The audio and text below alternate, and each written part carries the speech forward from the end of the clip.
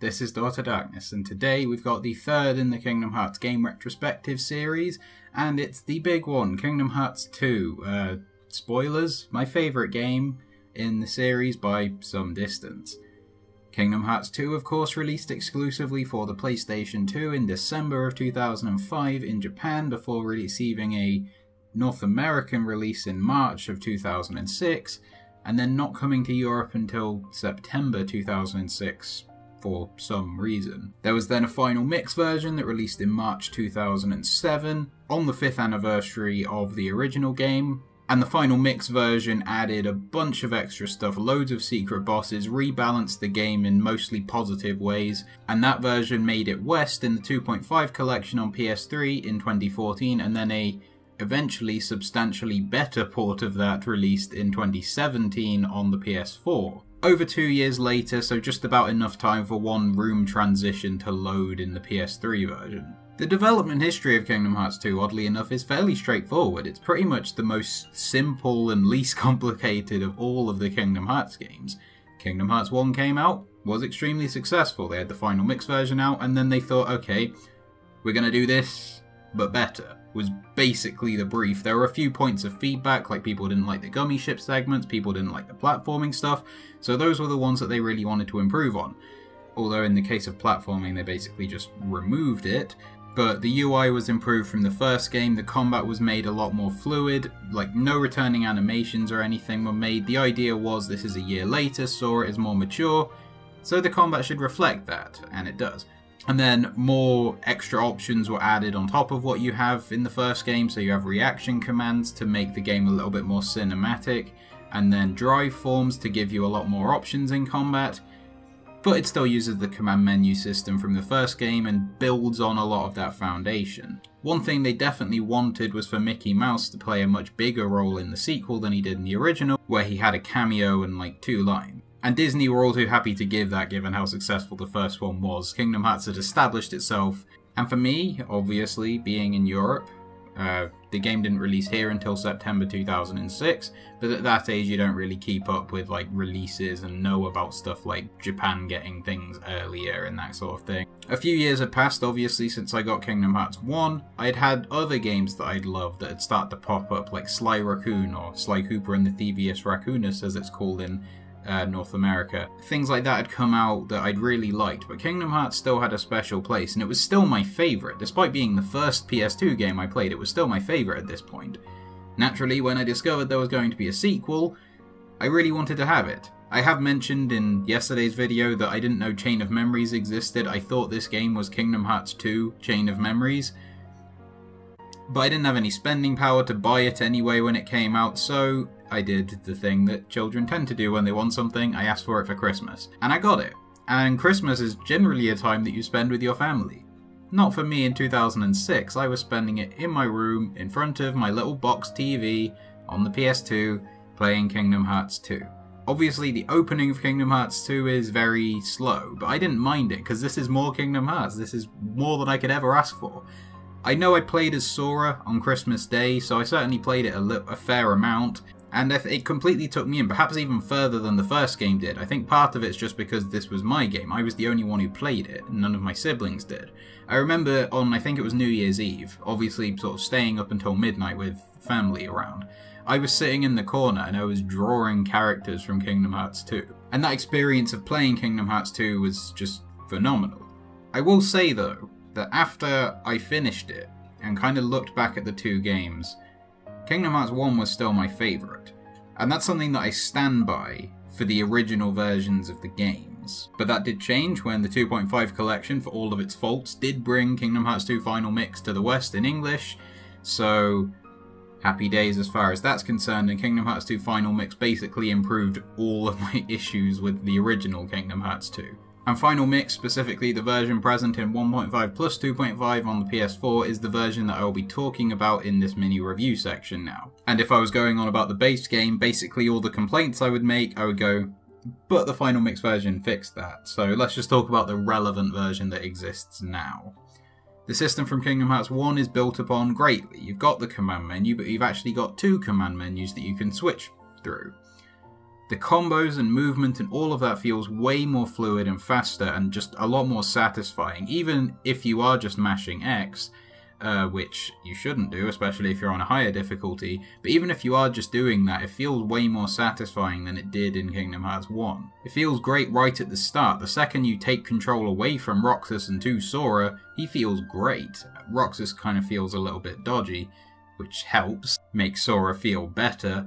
But then as the game progresses and you get combo modifiers and super finishes and that sort of thing, it just makes it feel great. And I think Kingdom Hearts 2 Sora, to this day, is the best game character to control in any action game. But on top of a great feeling combat, you've also got way more options. Magic returns as well. The 3 basic elemental spells are back, but Blizzard now is the projectile one. Fire does something different. It kind of creates a ring around you and is more of an area of effect thing, while Thunder kind of locks onto things and just brings a single bolt down. And then the new additions, Reflect and Magnet, are both really, really, really useful. Reflect is just a better block that protects you from all around and hurts things around you, and lasts longer, while Magnet draws in nearby enemies. And I will say that Magnet is probably the closest thing in Kingdom Hearts 2 to being borderline overpowered, because in any mob fights,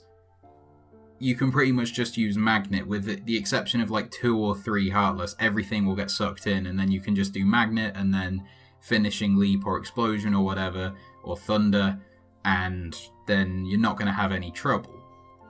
The one thing that kind of holds it back from being overpowered in the way that things like Thunder Surge and Balloonra and that kind of thing are, it doesn't work against bosses. I think that they could have maybe done more to make some more enemies resistant to Magnet, but still, it's at least balanced by the fact that in the boss fights, which are going to be the primary kind of challenges of the game, it's practically useless. Fortunately as well, the MP system is also revamped in a way that makes it very difficult to abuse it. Unless you've got like a stack of ethers, your MP runs out and it has to charge up before you can use any magic again completely. Cure uses up all of it, as do limits, which is good, so you can't abuse them.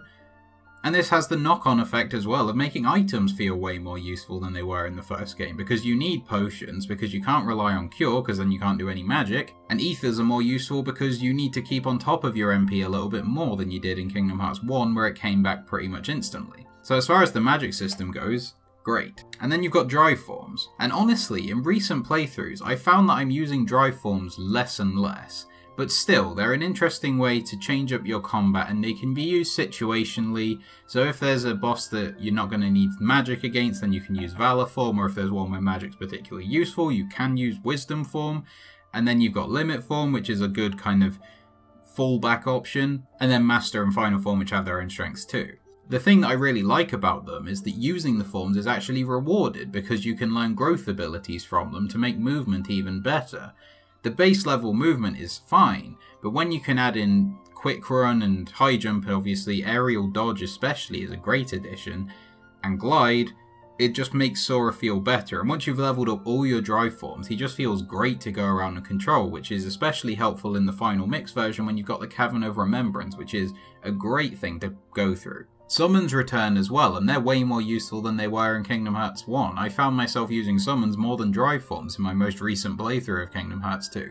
They use the drive gauge as well, but they've also got a lot more uses. Chicken Little is basically Magnet until you get Magnet, so he's extremely useful in mob fights in the early parts of the game. Genie's your damage dealer. Peter Pan heals you and he gives you auto life as well. And Stitch restores your MP and is incredibly useful in some late game fights and post game fights, things like the Cavern of Remembrance, Nobody fights. Stitch is very useful, as is Genie to be fair. And that's the biggest strength of Kingdom Hearts 2 Final Mix. It gives you so many different options, and all are useful at different points, but none of them feel like they're breaking the game. Again, Magnet gets close, but because it's not used in boss fights, it's not quite there. And that's before we even get to reaction commands, which add an interesting cinematic level to the game, but are probably a bit more shallow and than everything else in the game, because it is basically just see it, press triangle. You aren't thinking about what to do there. However, all this stuff is complemented by a great enemy design, because there's a retaliation system in this, which is that Heartless and Nobodies are more likely to attack you if you attack them first, which is good when you're fighting large groups because it means you're not being completely overwhelmed the way that you can be in other games. Especially if you combine that with Magnet, where you can draw enemies in and take them out one at a time and that kind of thing. And that might actually sound like it's too easy, but if you play it on critical mode, or certainly if you do a level 1 run, then it's enough of a challenge, but it's fair. You have powerful attacks that make it manageable, but you've got to do the right things and react in the right way and be careful. Incidentally, yes, if you're playing Kingdom Hearts 2 Final Mix now, play it on critical mode. It brings out the best in the game. Easier difficulties, the game is still fun, but not as good. It's also the only Kingdom Hearts game that I have done a level 1 run of. It's the only game I would recommend doing a level 1 run of. It's really fun. It can be quite frustrating, but the way the game is set up, because the enemies are all fair for the most part, it makes it a really good challenge, and it feels so good when you're getting through it. The enemy design is then stretched over into boss fights, which are mostly great, particularly the secret bosses. It's almost like a puzzle. They've got their patterns and their attacks, and you just got to learn how to overcome them. And the more difficult ones will require faster reactions and more patterns for you to learn and stuff, but they're still fair. You feel like you're getting better at the boss every time you die, as long as you pay attention to and try and work out, okay, why did I die there? What can I do that's better? And this is something that's way better in Kingdom Hearts 2 than in any other game in the series. There's one boss in 0.2, the Phantom Aqua Zodiac fight, that comes very close. In fact, I think it's on the same level. But apart from that, that's been lacking in other games. Here, the bosses are really, really well designed. Difficult at times, but always fair. For the most part, there are a couple that are bad. And that's really the thing with Kingdom Hearts 2. Most of my negatives are one-off occasions. They're individual fights that aren't as good as everything else. There aren't really big sweeping issues, apart from stuff like, okay, most of your abilities can be useful situationally, apart from like Dodge Slash, which is a waste of space, but that doesn't ruin the game or anything. That's a tiny, tiny thing. Equally, the individual bosses, you've got Jafar, who's got his Desperation move that's absolutely ridiculous, and then you've got Ground Shaker, who's just a knob. The Lion King world as a whole is not great because it doesn't play like the rest of the game. The rest of the game plays so well, and then Lionsaur is a little bit all over the place with his combos. He kind of way more restricted in the abilities he can do, and it just doesn't feel anywhere near as good as the rest of the game. Speaking of which, the worlds I think are a little bit of a step down from the first game, because the first game could be a bit hit or miss. Some of the worlds were better than others, certainly, but it always felt a little bit like navigating a maze in some cases. Like Wonderland, you've got to find your way through different versions of the same room to get your way through the puzzle. Hollow Bastion, you're trying to navigate the lift stop and the library puzzle and then the emblem pieces and all that. You can interact with the world with spells and that sort of thing to give you bonus items, postcards and synthesis items and all that sort of stuff. In this game, it's a lot more kind of flat surfaces or kind of just individual platforms or something that don't really require any skill to get through, and it does mean that the game is basically just fighting and cutscenes with a little bit of running in the middle. Which would be a bigger problem if the fighting wasn't so good. I can kind of forgive the fact that the worlds aren't that interesting because the stuff that you're fighting on there is great. The Final Mix editions do go some way to rectifying that, particularly the Cavern Remembrance and stuff like puzzle pieces where like there'll be some that you can't reach until you've unlocked high jump or aerial dodge or glide in some cases. They rectify a little bit of the problem, but it's still kind of an add-on and it doesn't feel quite as good as in Kingdom Hearts 1 where the game's kind of built around it. And as far as the story goes, I can kind of see why people don't like it as much as the first game, largely because of the way the Disney worlds are set up, that for the most part they're fairly separate stories. A couple link into the plot a bit more, like Space Paranoids and Beast Castle, but others almost feel like completely filler. But to be fair, in the first game, it was basically the same, except like Oogie Boogie would be standing next to Maleficent around a table in one scene. Which does feel like a bit more of a connective tissue than what this game has, but I think that the addition of Organization 13 as a group of villains that can kind of pop up all over the place and they just want Sora to defeat the Heartless, so they're kind of letting him go to these places and help out individual problems. I think it works well enough that it's not a major problem, and honestly, the character stuff and everything makes this game my favourite story, as well as being my favourite game. Sora, Donald and Goofy and the guest characters are all still fun, the writing is still mostly really good, and it's something where, okay, most of what you're doing is filler in the middle of the game, but it's fun filler, so that's okay, isn't it? If it was boring filler, like in Days, that's a problem. And all the new characters are pretty good as well. The Roxas prologue is really slow, but it does have a good thing to kind of look back on in hindsight. Kind of similar to Days in a way that I'll get onto tomorrow.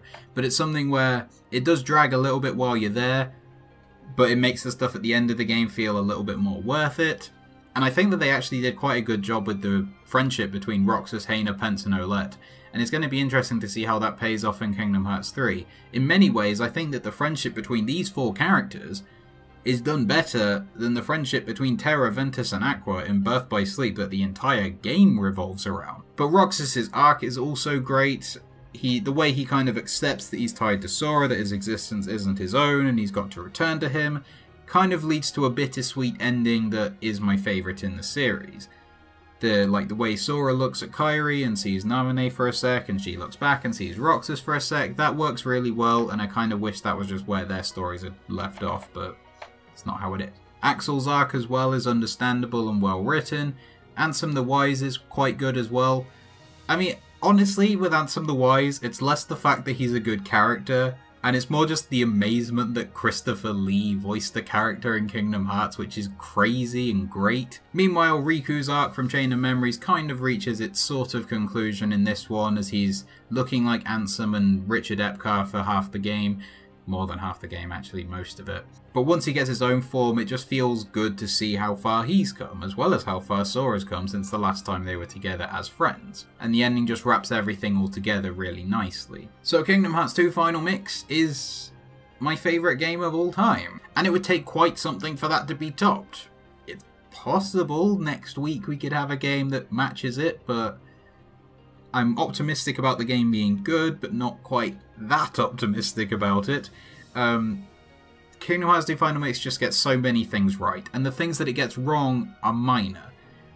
It's exactly what a sequel should be. It takes the foundation of the first game, builds on it, and makes it better in pretty much every way, with a couple of holding back points, and has some of the best boss encounters, honestly, in gaming history. Didn't sell quite as well as the first game, but still sold well enough for people to be desperate to have a sequel. The only problem with Kingdom Hearts 2 really is that its release began the trend of, I've been waiting for 27,000 years for Kingdom Hearts 3, because we all know that the day that a game releases, you're already waiting for the sequel. Even when the game's had sequels already, and prequels, and stuff that's released in the middle. I don't know. Either way, Kingdom Hearts 2, what do you think of it? Please leave your thoughts in the comment section below the video. And while you're down there, please like this video if you did. And if you liked it, then check out my other videos and subscribe to this channel. And as always, thank you for watching.